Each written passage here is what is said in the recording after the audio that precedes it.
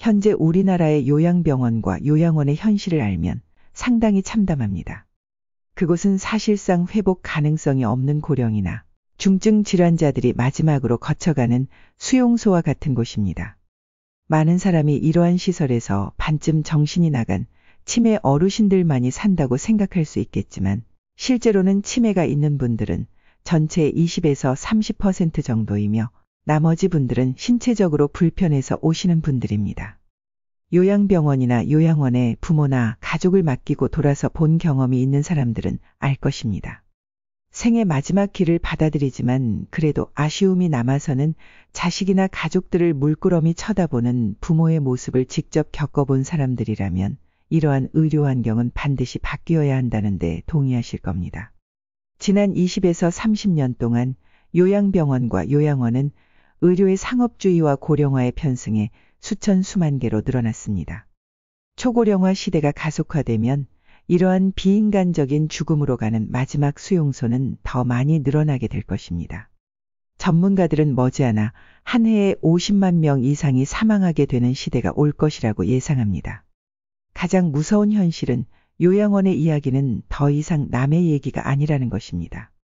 주변 사람들뿐 아니라 부모님 그리고 언젠가는 당신이 겪을 수 있는 아니 어쩌면 겪을 수밖에 없는 상황이 올 것이기 때문입니다. 죽음으로부터 예외인 사람은 아무도 없습니다. 어떤 자식들이 요양원에 들어가면 돈 몇 푼으로 부모님의 노후를 해결할 수 있다고 생각하는 그런 안일한 생각에 빠져 있을까요? 또 요양원에 보내지는 부모님의 슬픔 가득한 얼굴을 진정으로 들여다본 자식들은 몇이나 될까요? 자식들의 무심함 앞에서 부모님들은 슬픔을 감추려 애쓰고 굳어가는 얼굴에 미소를 띠며 걱정하지 말고 잘 살아라는 한마디를 하는데 그 말이 자식들의 가슴에 진정으로 와닿았을까요? 지금부터 소개하는 이 이야기는 어느 한 요양원에서 삶을 마감하신 한 할머니의 이야기입니다. 시작하기 전에 구독과 좋아요 한 번씩만 꼭 눌러주시면 감사하겠습니다. 어느 작은 요양병원에서 한 할머니가 세상을 떠났습니다. 간호사들이 할머니의 소지품을 정리하던 중 한 편지를 발견했습니다. 그 편지의 내용에 감동한 간호사들은 이를 복사하여 모든 간호사에게 전달했고 한 간호사는 이것을 정신건강협회 뉴스지에 실었습니다. 이 편지는 단순하지만 마음을 움직이는 내용으로 동영상으로 만들어져 인터넷을 통해 전 세계로 전해졌습니다. 간호사님들, 저를 어떻게 보시나요? 저를 보며 어떤 생각을 하시나요? 아마도 저를 현명하지 못하고 변덕스럽다고 생각하시는지도 모르겠습니다. 아니면 초점 없는 눈동자를 가진 투정 부리는 늙은이로 보이는지도 모르겠습니다. 음식을 흘리고 대답을 느리게 하니 제가 답답했는지 큰 소리로 재촉하실 때 저는 당신들이 좀 더 인내심을 가지고 대해주기를 바랬습니다. 당신들이 저를 귀찮게 여기고 투덜거릴 때 저는 움직이지 못하는 몸속에서 용기를 내어 헛된 저항을 시도하고 싶었습니다. 당신들에게는 저는 일상적인 일들을 이해하지 못하는 노망난 늙은이로 보였을까요? 양말이나 신발 한 짝을 항상 잃어버리는 귀찮은 늙은이로 보였을까요? 목욕을 시킬 때 저는 설거지통에 담긴 그릇만도 못한 몸으로 대하는 것을 느끼며 저항하며 눈물을 흘렸지만 그 눈물은 흐르는 물에 섞여 당신들에게는 보이지 않았을 것입니다. 음식을 나눠주지 않고 대충 먹여주는 당신들의 눈에는 저를 가축보다 못한 늙은이로 보였을까요? 또 제 팔에 든 수많은 멍자국이 당신들 눈에는 도화지 위에 아무렇게나 그려놓은 망가진 보라색 도라지꽃으로 보였을까요? 간호사님들, 그렇다면 이제 눈을 뜨고 그런 식으로 저를 보지 말아주세요.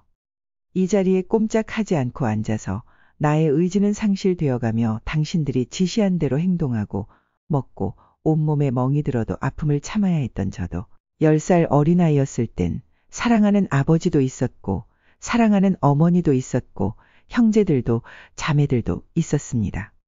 20살 땐 사랑을 평생 지키기로 약속한 결혼 서약을 하고 25살이 되었을 땐 귀여운 어린 자녀들이 생겼습니다.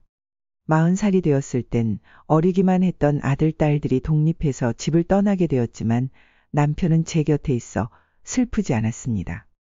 50살이 되었을 땐 제 자식들은 직장에서 일을 하고 손주를 제 무릎에 안겨주며 그때야 비로소 인생의 맛을 알게 되었습니다. 그러다 문득 나와 함께 동고동락했던 사람이 세상을 떠나게 되는 어두운 시기가 찾아왔습니다. 그로 인해 앞으로의 삶을 상상하니 두려움에 몸이 부르르 떨렸습니다. 저는 이제 늙은이가 되었는데 참으로 우습게도 늙은이를 바보처럼 보이게 만드는 것들을 보면서 세월은 참으로 잔인한 것 같다는 생각도 해봤답니다. 몸은 노쇠해지고 우아함과 활력은 사라져버렸습니다. 한때 설렜던 것들이 이제는 무감각한 돌이 되어버렸습니다. 이 노쇠한 몸속에도 아직 어린아이 같은 마음이 살아있어 가끔 망가진 이 가슴이 뛰는 순간이 있습니다. 사랑하는 사람이 생겨 젊은 시절처럼 사랑을 하고 싶다는 꿈을 꾸기도 합니다. 즐거웠던 순간들을 회상하고 고통스러웠던 순간들도 회상하며 나는 다시 한번 삶을 사랑하며 살아가고 있습니다. 너무 짧고 빠르게 지나간 나를 생각하며 영원한 것은 없다는 현실을 받아들이기로 결심했습니다. 여러분, 이제 눈을 뜨고 보세요. 노년을 투정 부리는 사람으로 보지 말고 좀 더 깊게 나를 이해해 주세요. 당신의 아버지는 아니지만 어쩌면 아버지가 될 수도 있고, 당신의 어머니는 아니지만 어쩌면 어머니가 될 수도 있습니다. 그저 가축에게 먹이를 주듯이 대하지 말아주세요. 제발 상처를 주지 말아주세요. 가슴에 상처를 안고 세상을 떠나지 않게 해주세요. 살아가는 동안 가장 간절히 바라는 소원입니다. 이 이야기를 들으니 고려장이라고 불리는 요양원의 현실이 이렇다는 것이 놀라우면서도 슬픔과 분노가 교차하며 가슴이 아픕니다. 어느 한 기사에서 이런 내용을 읽은 적이 있습니다. 가족들은 노인들에게 전문적인 관리를 받을 수 있도록 요양원에 보내곤 합니다. 그러나 요양원에 입소한 노인들은 가능하다면 하루라도 빨리 이 세상을 떠나고 싶다는 간절한 소망을 품게 됩니다. 사실상 요양원에 노인들을 보내는 것은 자식들의 이기적인 욕망이지 효도가 아닙니다. 말도 못하고 누워있는 노인들에게 영양제를 주입하고 수면제를 먹이는 것입니다. 그들이 얼마나 고통스러울지 상상해 보세요. 요양원은 살기 위해 가는 곳이 아니라 죽기 위해 가는 곳입니다. 요양보호사들은 요양원을 고려장이라고 부르곤 합니다. 오래오래 건강하게 살아라 라는 축복의 말이 아니라 비난의 말이 되는 이곳. 요양원은 현대판 고려장이라고 할 수 있습니다. 과거에는 자식들이 부모님을 직접 돌봤지만 우리나라의 현 상황은 아이들의 수가 노인들보다 적어 노인들이 서로를 부양해야 하는 상황입니다. 그리하여 요즘에는 요양병원이나 요양원에 맡기는 경우가 많습니다.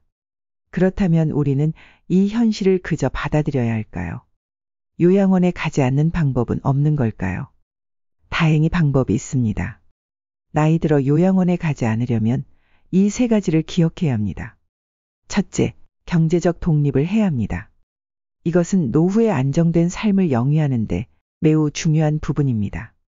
나이 들어 자식에게 의지하려고 하지 말고 자신이 지낼 곳과 평생 먹을 것을 살 수 있을 정도의 최소한의 돈은 가지고 있는 것이 좋습니다.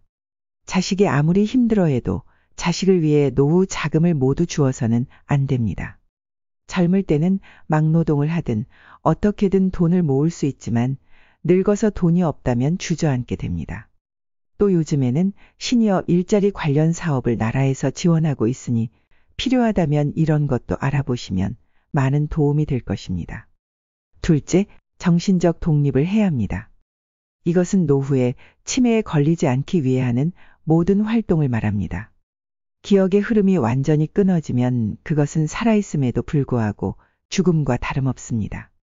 자유롭게 움직이지 못하는 상황은 나뿐만 아니라 주변의 모든 사람에게 말로 표현할 수 없는 고통을 가져옵니다. 그러니 집에만 있지 마시고 경로당이나 종교 활동 등을 하며 사람을 만나거나 간단한 취미 활동을 즐기는 것이 좋습니다. 셋째, 육체적 독립을 해야 합니다. 여기서 말하는 육체적 독립이란 건강함을 말합니다. 평소에 운동을 멀리 하셨던 분들에게 가장 추천하고 싶은 것은 바로 걷기입니다. 또 보고된 관련 연구에 의하면 활성산소의 공격으로부터 우리 몸을 보호해주는 항산화 식품의 섭취와 적게 먹는 소식 등의 식습관은 노화를 어느 정도 지연시켜 줄 수 있다고 합니다. 병은 하루아침에 생겨나지 않습니다. 오랜 시간 아주 천천히 생활 습관을 통해 축적됩니다. 그러므로 경제적, 정신적, 육체적인 독립이 당신의 노년에 요양원이라는 철창에서 벗어나 자유의 날개를 달아줄 거라 믿습니다. 당신의 인생이 더욱 풍요롭고 행복할 수 있도록 최선을 다해 영상을 제작하도록 하겠습니다. 구독과 좋아요는 사랑입니다. 긴 영상 끝까지 시청해 주셔서 감사합니다. 지금까지 지혜의 동행이었습니다.